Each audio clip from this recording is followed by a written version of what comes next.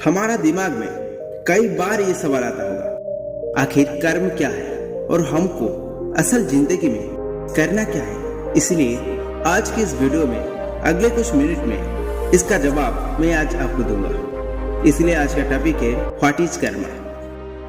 एक बार गौतम बुद्ध से उनके एक शिष्य ने पूछा, गुरुदेव कृपया करके हमें बताइए कि कर्म क्या है।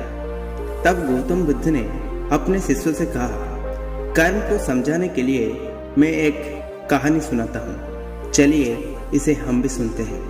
बुलंद शहर में एक राजा राज करता था। एक बार वही राजा अपने घोड़े में बैठकर राज्य का चक्का लगा रहा था। चारों तरफ घूमने के बाद वो राजा एक दुकान के सामने रुक गया। रुकने के बाद राजा ने अपने मंत्री से कहा कि महामंत्री, पता नहीं क्यों पर मुझे लगता है कि इस दुकान के मालिक को कल की कल फांसी की सजा सुना दो। इसे मृत्युदंड देने की मेरा मन कर रहा है। मंत्री मृत्युदंड देने के कारण पूछने से पहले राजा आगे निकल गए। इस बात का पता लगाने के लिए मंत्री अगले दिन भेष बदलकर एक आम आदमी की रूप धारण कर उस दुकान में जा पहुंचे। वैसे ये दुकानदार चंदन की लकड़ियां बेचने की काम करता था।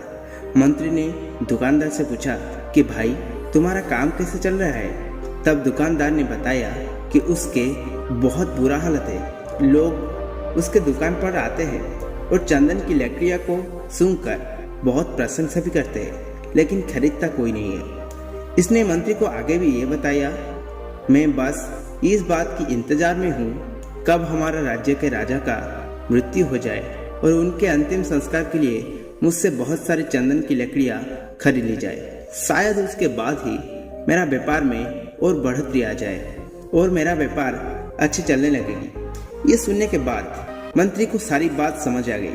वो समझ गया कि यही है ये नकारात्मक विचार जो राजा का विचार को भी नकारात्मक बना दिया है। जब राजा इस दुकान के सामने से गुजर रहे थे और उन्होंने इस दुकानदार को देखा, तो इस दुकानदार की नकारात्मक सोच की ऊर्जा ने राजा को नकारात्मक तरीके से प्रभावित किया।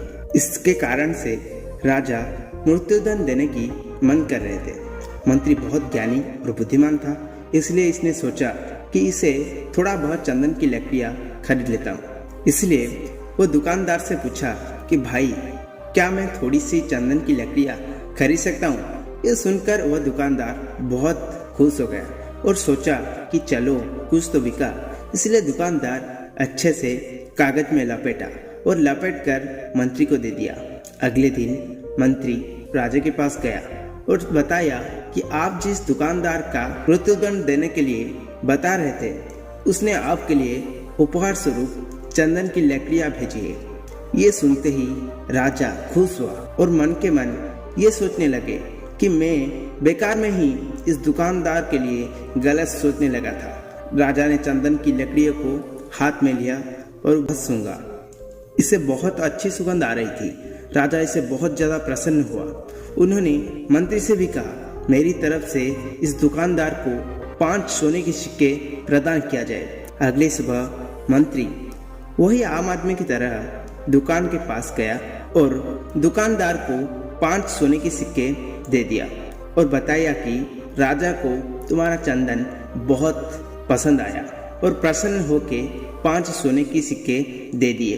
ये सुनते ही दुकानदार खुद की सोच पर बहुत पछतावा होने लगा। उसने सोचा, हमारा राजा कितना दयालु है, लेकिन मैं राजा के बारे में कितना गलत बात सोचता था। यहीं पर गौतम बुद्ध ने कहानी को समाप्त कर दिया। कहानी खत्म करने के बाद बुद्ध ने शिष्य से पूछा, आप लोग मुझे बताइए कि कर्म क्या है। शिष्य ने कहा कि हमारी शब्द ही हमारा कर्म है। हम जो काम करते हैं वही हमारा कर्म है। हमारा जो भावनाएं हैं वही हमारा कर्म है। बुद्ध ने सभी शिष्यों के जवाब सुनने के बाद कहा कि आपकी विचार ही आपका कर्म है, क्योंकि आप जो विचार करते हैं असल जिंदगी में आप वही काम करते हैं। अगर आपने अपना विचार के ऊपर नियंत्रण करना सीख लिया तो आप भी महान इंसान बन जाते हैं। जब आप अच्छा सोचते हैं तो हमारा साथ भी अच्छा होता है। इसलिए दोस्तों, हमारा जिंदगी में हम क्या करते हैं और कितना अच्छा करते हैं, ये सब हमारे सोच के ऊपर निर्भर करता है। इसलिए हमेशा के लिए अच्छा सोचना चाहिए, जैसे कि हमारा साथ अच्छा ही होगा। और हम जो सोचते हैं वही हम करते हैं, इसलिए हमारी सोच ही कर्म बन जाता है। दोस्तों, अगर आपने ऐसे ही मोटिवेशनल कहानी और मोटिवेशनल वीडियो देखना चाहते हैं तो हमारे चैनल को सब्सक्राइब कर दीजिए और लाइक करके दूसरे के साथ शेयर कर दीजिए। मैं मिलूंगा फिर अगले वीडियो में एक नया मोटिवेशन के साथ। जय हिंद, जय भारत।